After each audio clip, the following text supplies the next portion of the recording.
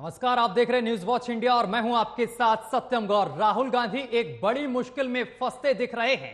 मुश्किल ऐसी जिसने उनके राजनीतिक करियर को संकट में डाल दिया है और अगर इस संकट से वो नहीं उभरे तो हो सकता है कि उन्हें जेल भी जाना पड़े और आशंका यह भी है कि वो 8 साल तक चुनाव भी ना लड़ पाए।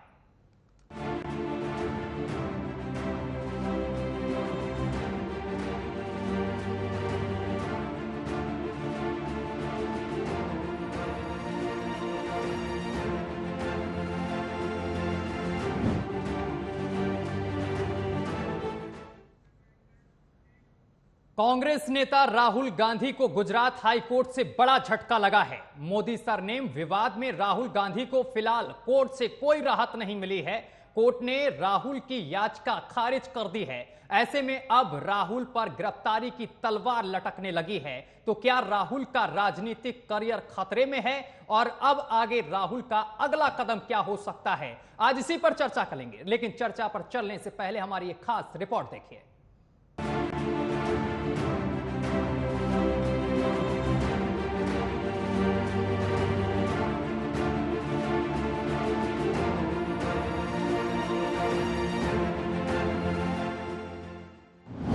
राहुल गांधी पर गिरफ्तारी की तलवार।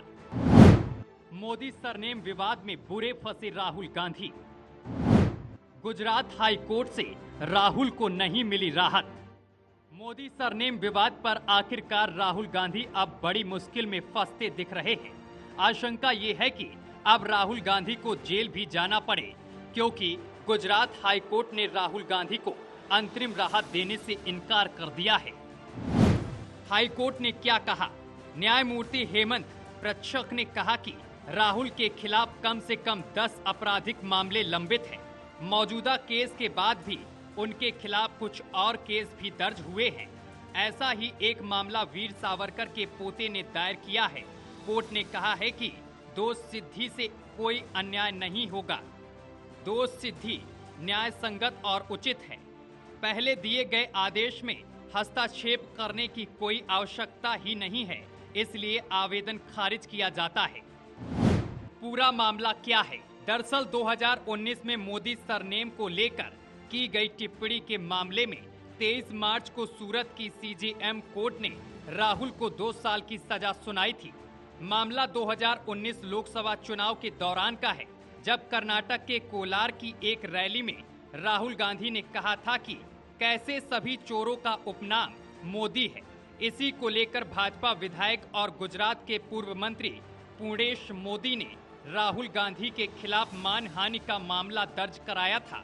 राहुल के खिलाफ आईपीसी की धारा 499 और 500 मानहानि के तहत मामला दर्ज किया गया था। सजा के ऐलान के बाद राहुल की अगले ही दिन लोकसभा की सदस्यता चली गई। यहां तक कि उन्हें अपना सरकारी बंगला भी खाली करना पड़ा और निचली अदालत के फैसले में उन्हें कोई राहत नहीं मिली। माना जा रहा है कि राहुल अब सुप्रीम कोर्ट का रुख करेंगे, क्योंकि राहुल के सामने सवाल उनकी राजनीति का है। क्योंकि इस मामले में उन्हें राहत नहीं मिली तो अगले 8 साल राहुल चुनाव लड़ने से वंचित रह सकते हैं।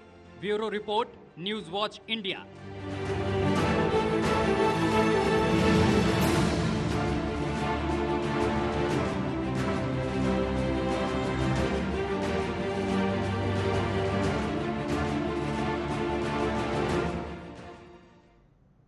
तो राहुल गांधी की पुनर्विचार याचिका गुजरात हाई कोर्ट ने खारिज कर दी है और इसको लेकर अब सियासत भी होने लगी है। बता दें चले कि बीजेपी नेता रविशंकर प्रसाद ने प्रेस वार्ता कर कांग्रेस पर जमकर निशाना भी साधा है। आज इसी पर चर्चा करेंगे। हमारे साथ तमाम मेहमान जुड़ रहे हैं, सभी का आपसे परिचय करा दें। हमारे साथ बीनू मेनन है, नेता बीजेपी हैं। सर, आपका बहुत बहुत स्वागत है न्यूज वॉच इंडिया पर। और आशुतोष शर्मा हैं, वरिष्ठ अधिवक्ता हैं। सर, आपका भी बहुत बहुत स्वागत है।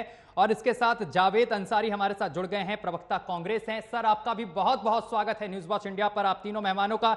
सबसे पहले मैं शुरुआत करूंगा आशुतोष शर्मा आपसे। आशुतोष शर्मा, जो राहुल गांधी की पुनर्विचार याचिका खारिज कर दी गई है, आगे अब क्या हो सकता है? क्या राहुल गांधी की गिरफ्तारी हो सकती है? गांधी इसकी अपील करेंगे सुप्रीम कोर्ट में। जी। राहुल गांधी ने जो कहा उसको उन्होंने निचली कोर्ट में कह के पक्का कर दिया। जब जज ने उनसे पूछा कि क्या आप जानते हैं कि आपने क्या कहा है, हाँ। तो उन्होंने मोदी का नाम लेकर के उसको पक्का कर दिया कि हाँ मैंने जो कहा है ठीक कहा है और मैं अपने फैसले को नहीं बदल रहा। तो जब उन्होंने कोर्ट में जज के सामने ये मान लिया तो उसकी अपील में वो हाई कोर्ट में आए और हाई कोर्ट ने उस फैसले को बरकरार रखा है। जब हाई कोर्ट ने इस फैसले को बरकरार रखा तो अब दो ऑप्शंस होती हैं, या तो राहुल गांधी सुप्रीम कोर्ट में उसमें अपील कर रहे हैं, अपील नहीं करते तो उनको सीधा जेल में जाना पड़ेगा। उनकी लोकसभा की सदस्यता खत्म हो गई है, सरकारी बंगला उनको खाली कर दिया है। हाँ। और जो जो उनको सरकार की तरफ से सुविधाएं दी गई थी वो सब विड्रॉ कर ली गई हैं। हाँ। तो राहुल गांधी चूंकि कांग्रेस पार्टी के एक बहुत वरिष्ठ नेता हैं और उनके पास बैटरी ऑफ लॉयर्स जो धुरंधर अच्छे अच्छे वकील उनकी बैकअप पर हैं, तो सुप्रीम कोर्ट में इसकी अपील करेंगे और सुप्रीम कोर्ट का जो फैसला होगा उसके ऊपर आगे अमल किया जाएगा। और आशुतोष जी आगे चुनाव भी नहीं लड़ पाएंगे अगर ऐसा कुछ होता है, राहत नहीं मिलती है अगर उनको? अगर फैसला यही बरकरार रहता है जिसकी की उम्मीद है, क्योंकि उन्होंने सुप्रीम कोर्ट में उन्होंने ट्रायल कोर्ट में जज के सामने अपनी बात को कंफर्म करा है, तो मुझे उम्मीद लगती है सुप्रीम कोर्ट इस फैसले को नहीं बदलेगी और उनकी सदस्य अगले 8 वर्ष तक वो चुनाव नहीं लड़ पाएंगे। ठीक है आशुतोष जी, आप हमारे साथ बने रहिए, आगे भी आपसे सवाल करेंगे। जावेद अंसारी, मैं आपके पास पहुंच रहा हूं। जावेद अंसारी, आगे अब क्या?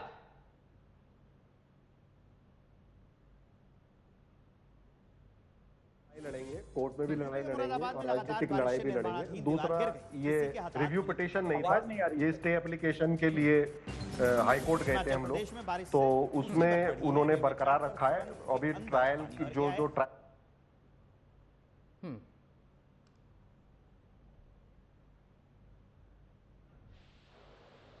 क्या लूप होल है, क्या कैच है, तो उसमें अगर डिवीजन बेंच के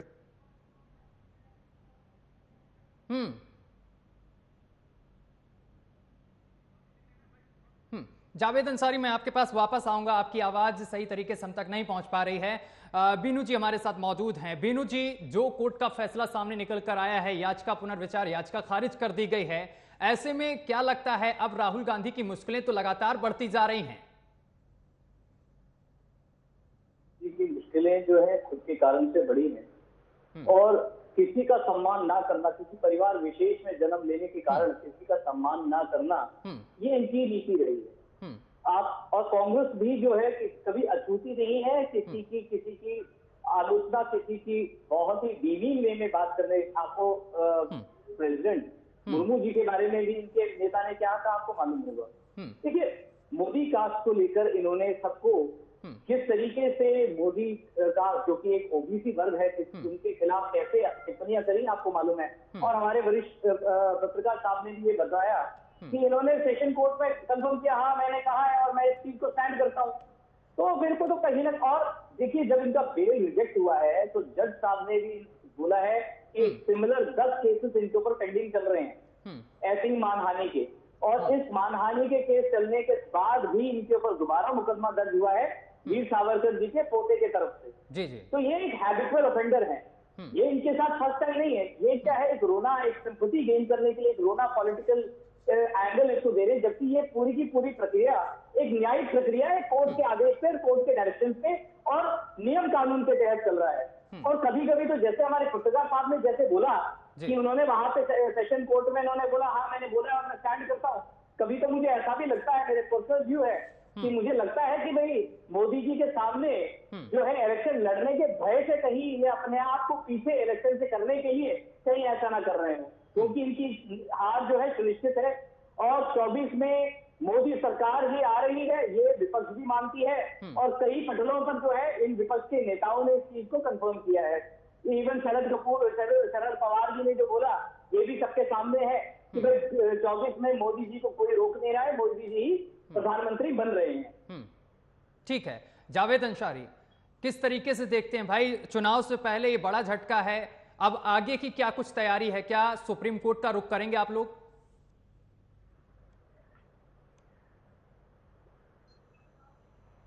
मिल रही है आपको? जी मिल रही है आवाज।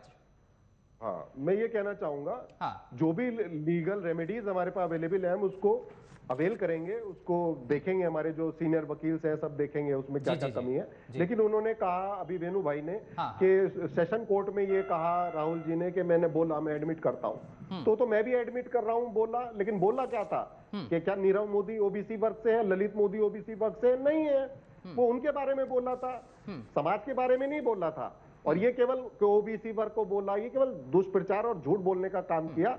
और जो ये कह रहे हैं कि इनकी बेल खारिज हो गई, बेल पे तो अभी केस ही नहीं है, रेगुलर बेल पे हैं वो, तो ये जो केवल स्टे ऑफ एप्लीकेशन के लिए गए थे वो हाई कोर्ट ने उसको नीचे के फैसले को बरकरार रखा है। और आपको एक उदाहरण दूंगा, लक्षद्वीप के एमपी है member of parliament Mohammed Faisal, उसको 10 साल की सजा हुई थी और उनको हाई कोर्ट ने स्टे दे दिया, तो उनको रिस्टोर कर दिया, उनकी भी सदस्यता चली गई थी। अभी मार्च में मोदी सरकार ने रिस्टोर किया है क्योंकि स्टे हो गया। तो स्टे का जो प्रावधान है वो अलग है, ट्रायल चलता रहेगा, ट्रायल के ऊपर अपील होती है, अपील में क्या आएगा वो देखने वाली बात है। अभी तो हमारे बहुत सारे लीगल कैच है इस केस में कि जुरिडिक्शन कोलार का कर्नाटक का बनता था या गुजरात का बनता था, इस पे ही हमारे सुनवाई सही नहीं हुई, तो हायर कोर्ट में हमारे सारे वकील पॉइंट्स रखेंगे। लेकिन मेन मुद्दा क्या है, केवल स्टे ऑफ एप्लीकेशन के लिए था, ये अपील नहीं थी। दूसरा, अगर इसमें डिवीजन बेंच के सामने जाना पड़ेगा, हम डिवीजन बेंच के सामने जाएंगे, वरना सुप्रीम कोर्ट का दरवाजा खटखटाएंगे। क्योंकि ये एक्सेप्शन केस है, क्रिमिनल डेफेमेशन केस में आज तक 2 साल की सजा किसी को नहीं हुई। अगर और एक और वीनू भाई ने बोला कि 10 केसेस ऐसे चल रहे हैं, हैबिचुअल ऑफेंडर है, वो सारे भाजपा के नेताओं ने, भाजपा से जुड़ी संस्थाओं ने केस कर रखे हैं, तो ये तो पॉलिटिकल मोटिवेटेड केस है, तो उसको देखने वाली बात होगी ना, क्या बोला नहीं बोला। भी तो ऑर्डर मेरे पास भी नहीं है, आपके पास भी नहीं है, वीनू भाई के पास भी नहीं है, वरिष्ठ पत्रकार के पास भी नहीं है। तो पहले से पहले आकलन करना जो मीडिया कर रही है वो गलत हो। कॉन्फ्रेंस है 3 बजे और हमारे जो सीनियर एडवोकेट है अभिषेक मनु सिंह जी, वो उस पर पूरा बयान देंगे, फिर चीजें क्लियर हो जाएंगी। क्योंकि जजमेंट पढ़ने तो दीजिए हमें, क्या आया जजमेंट। लेकिन अगर कहा जा रहा है कि अगर जिस तरीके से उन्होंने ये बयानबाजी की थी, उनसे माफी मांगने के लिए भी कहा गया था, अगर माफी मांग लेते तो कहीं ना कहीं बहुत बड़ी राहत मिल जाती राहुल गांधी को, आज ये तमाम चीजें नहीं देखनी पड़ती। देखिए, गांधीवादी लोग माफी नहीं मांगते। महात्मा गांधी ने कभी माफी मांगी थी? वो खुद ही कहते थे कोर्ट में जाकर सजा सुना दो, हमें पता है आप सजा सुना दो, सजा जेल में डाल दो। गांधी लोग माफी नहीं मांगते। जो गांधी, आशुतोष जी मैं आपके पास आता हूँ, अभी आता हूँ आशुतोष जी आपके पास। जावेद जी से सवाल किया मैंने। जावेद जी बोलिए। मैं यही कह रहा हूं कि गांधीवादी लोग माफी नहीं मांगते, वो सोच समझ के बोलते हैं। हाँ, कोर्ट का फैसला है, हम लीगल बैटल है वो लीगल लड़ेंगे, पॉलिटिकल होगी पॉलिटिकल लड़ेंगे, सड़क पे लड़नी होगी सड़क पे लड़ेंगे। अच्छा जावेद जी, लड़ना होगा असेंबली में। ठीक है, अगर आप लोग माफी नहीं मांगते, अभी रविशंकर प्रसाद ने एक वो की थी प्रेस वार्ता की, तो उन्होंने कहा है कि ठीक ठाक से ट्रेनिंग क्यों नहीं देते हैं कांग्रेस वाले अपने नेताओं को बोलने की, क्योंकि इससे पहले भी तमाम नेताओं के इसी तरीके के बयान आ चुके हैं। कभी वो प्रधानमंत्री नरेंद्र मोदी को कुछ कहते हैं, कभी राष्ट्रपति को कुछ कहते हैं। तो बोलने की ट्रेनिंग क्यों नहीं देते सर, इस पर क्या कहेंगे आप? नहीं, राजनेताओं की भाषा बिगड़ी है, मैं इस बात को मानता हूं, लेकिन ये तो प्रधानमंत्री को भी ट्रेनिंग देनी चाहिए। वो कांग्रेस की विधवा कह रहे थे, जर्सी काऊ कह रहे थे, 50 करोड़ की गर्लफ्रेंड कह रहे थे, बेटी बचाओ बेटी पढ़ाओ कह रहे थे, तो ट्रेनिंग तो प्रधानमंत्री जी को भी मिलनी चाहिए। प्रधानमंत्री बड़ा होता है, विपक्ष का नेता बड़ा होता है, प्रधानमंत्री सबका होता है, 140 करोड़ लोगों का होता है। प्रधानमंत्री गलत भाषा बोलते हैं तो उनको, रविशंकर जी को तो बोलना चाहिए कि ट्रेनिंग पहले प्रधानमंत्री की होनी चाहिए। सरकार में जो है पहले उनकी ट्रेनिंग होनी चाहिए ना, वो क्या क्या बोलते हैं।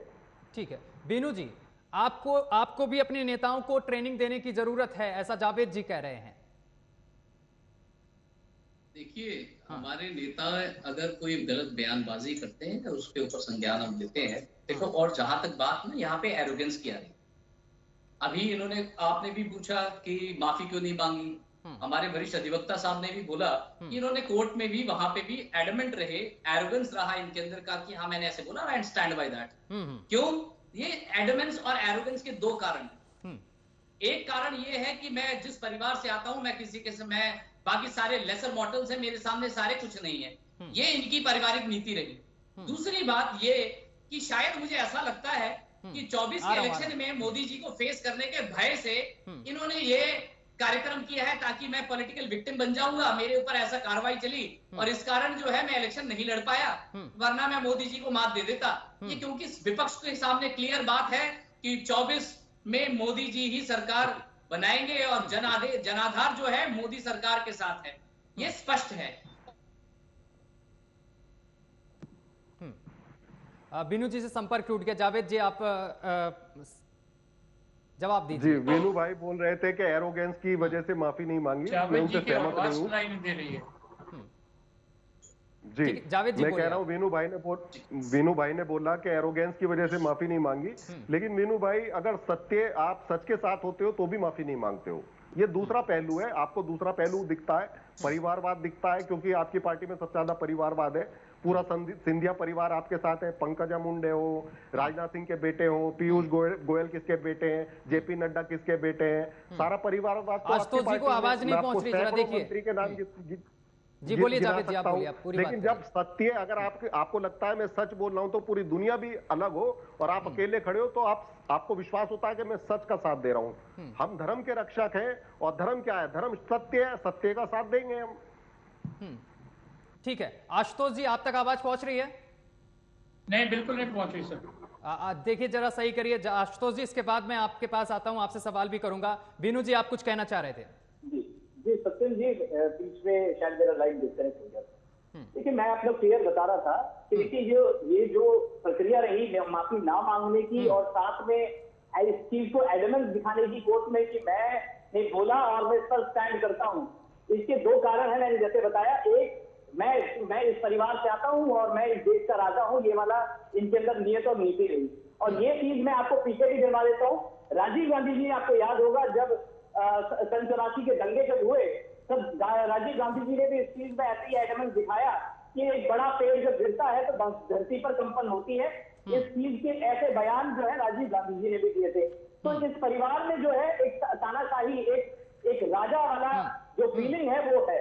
दूसरी बात, जैसे मैंने कहा कि 24 में मोदी जी के सामने पेश ना करने के लिए शायद राहुल गांधी जी ने अपने आप को एक पॉलिटिकल विक्टिम बनाने का एक पूरा सिनेरियो रहा।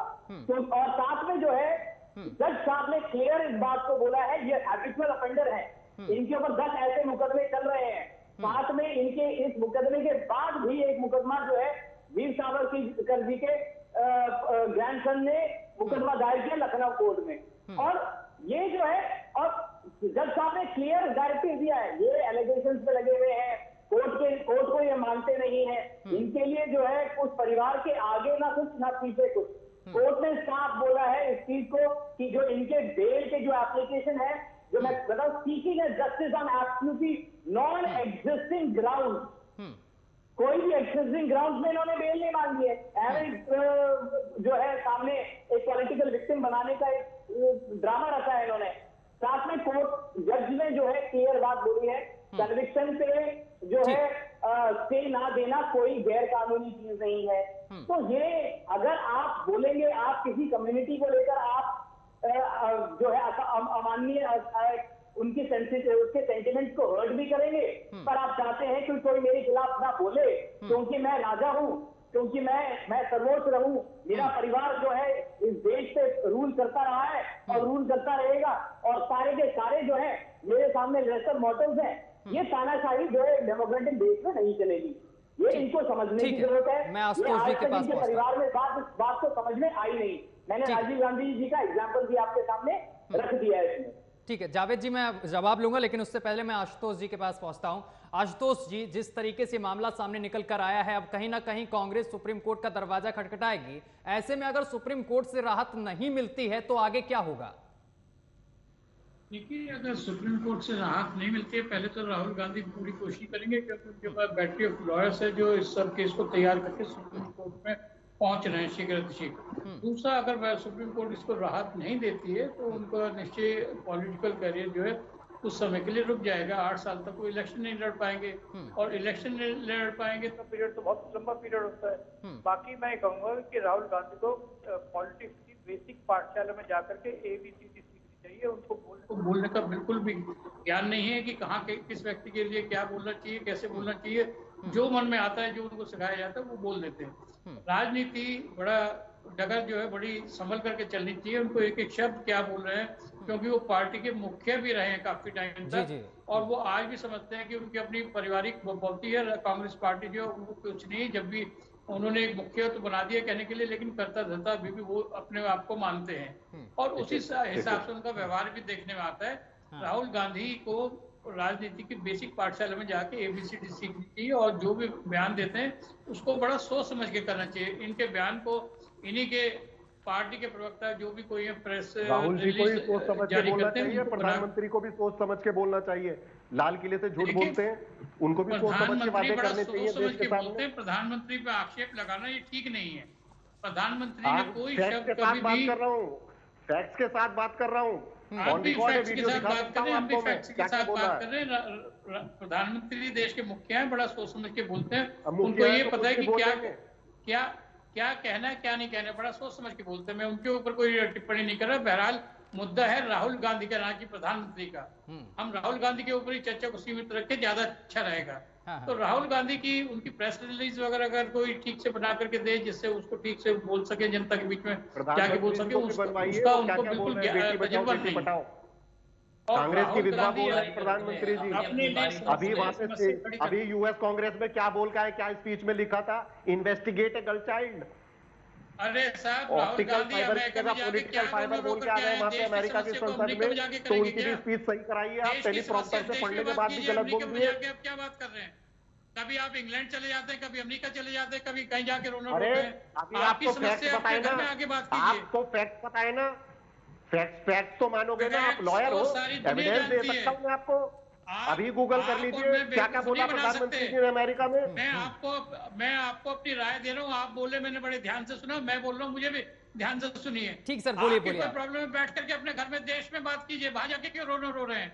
कभी आप इंग्लैंड जा रहे हैं, कभी अमेरिका जा रहे हैं, कभी अरे प्रधानमंत्री जी क्यों रो रहे हैं विदेशों में जाके? प्रधानमंत्री जी क्यों रोना रो रहे हैं वहां से? बोले इन्वेस्टिगेट गर्ल चाइल्ड हो रही है। सर राहुल गांधी जी तो विदेशों में बताते हैं कि लोकतंत्र खतरे में है। कांग्रेस की भी तो जावेद जी क्यों बोल रहे हैं? कांग्रेस की क्यों बोल रहे हैं? बीनू जी बोलिए आप भी बोलिए। बायस मत होइए ना, आप न्यूट्रल लॉयर आए हो, आप लॉ पे बोलिए। आप क्यों सजेशन दे रहे हो? आप हमें नहीं चाहिए आपके सजेशन। बड़े सौहार्दपूर्ण वातावरण में रह रहे हैं। आप देश की सजेशन दीजिए, सब राजनेताओं को सजेशन दीजिए, बायस स्टेटमेंट मत दीजिए। सजेशन नहीं दे रहा, मैं फैक्ट के ऊपर बात कर रहा हूँ। सीनियर एडवोकेट है, मैं आपको हमें एडवाइस की जरूरत है। एडवाइस दिया जाता है, जो एडवाइस ले सके। इनमें एडवाइस लेने की क्षमता नहीं है जनों को। आप बोल रहे हो आप ठीक है बीनू जी, मैं आपके पास बाद में आऊंगा एक एक करके। ठीक नहीं है आपकी अमेरिका जा रहे हैं, आप इंग्लैंड में जा रहे हैं। बीनू जी एक सेकंड एक एक करके। ये जो महासंगठन जो बनाने का देखा वो टूट रहा है। अपनी मानसिकता का इलाज करा लीजिए और कुछ अगर बीमारी है। एरोगेंस क्या होता है? एरोगेंस का एग्जाम्पल मैं देता हूँ। पूरा मणिपुर जल रहा है, प्रधानमंत्री ने एक ट्वीट नहीं किया, ये होता है एरोगेंस। 110 से बीनू जी एक एक करके बात रखिए, एक एक करके। 2000 घर जल गए, प्रधानमंत्री ने एक ट्वीट नहीं किया, ये होता है एरोगेंस। एरोगेंस का एग्जाम्पल दे रहा हूँ मैं। प्रधानमंत्री जी 7 बार रैली करने मणिपुर गए। बीनू जी, जावेद जी एक सेकंड, आशुतोष जी की बात पहले पूरी हो जाए। बीनू जी एक सेकंड।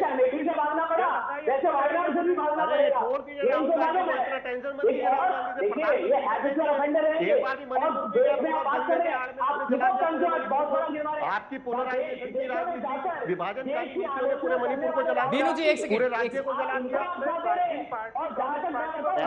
ये होता है कि ट्वीट भी नहीं। एक सेकंड सर, सारे लोग बोल रहे हैं, कुछ नहीं समझ में आ रहा, किसी दर्शक को कुछ भी समझ में नहीं आ रहा। एक एक करके बीनू जी आपका भी नंबर आएगा। अरे ट्वीट नहीं करते प्रधानमंत्री जी, ये होता है एरोगेंस। पीसीआर बीनू जी का थोड़ा साउंड कम करिए आप। ठीक है आशुतोष जी, आप अपनी बात रखिए। आशुतोष जी, राहुल गांधी अपनी एरोगेंस छोड़ करके उसको बोलने का सलीका आना चाहिए। कोई देश की प्रॉब्लम है, देश की देश में बात को, जो सबसे बड़े नेता हैं देश के, आप देश की समस्या को कभी इटली लेके जा रहे हैं, कभी इंग्लैंड जा रहे हैं, कभी अमेरिका जा रहे हैं, और वहाँ के लोग क्या करें, आपके ऊपर हंस रहे हैं। नहीं दे रहा है। रहस्यमय मीटिंग करके आते हैं राहुल गांधी। आपकी बात अरे जलाने इन्हें सदन में रहकर क्या किया मुझे बता दो। सदन में रहकर राहुल गांधी ने क्या किया? अटेंडेंस इनकी पूरी नहीं है। सर एक एक करके बात रखिए आप। आपकी बौखलाहट जो है बिल्कुल वाजिब है, आपकी बौखलाहट बिल्कुल वाजिब है। आपके नेता जो है, आपके नेता इतने नाकाम है। सर आप लोग एक एक करके बोलिए सर, ऐसे कुछ नहीं समझ में आ रहा, मुझे डिबेट को ही रोकना पड़ जाएगा सर। प्लीज एक एक करके रखिए ना बात अपनी। ठीक है जावेद जी, जावेद जी, आप कह रहे हैं प्रधानमंत्री विदेशों में जाके कुछ भी बोलते हैं, तो ऐसे तो हम ये भी कह सकते हैं कि राहुल गांधी बोलते हैं देश का लोकतंत्र जो है वो खतरे में, वो भी तो बोलते हैं विदेशों में जाकर। क्या देश के खिलाफ कभी मोदी जी? एक सेकंड मीनू जी एक सेकंड, जावेद जी को बोलने दीजिए भाई। जावेद जी से सवाल है सर, जावेद जी से ऑडियो डाउन कर दीजिए सर प्लीज। बीनू जी, जावेद जी आप अपनी बात रखिए जल्दी से।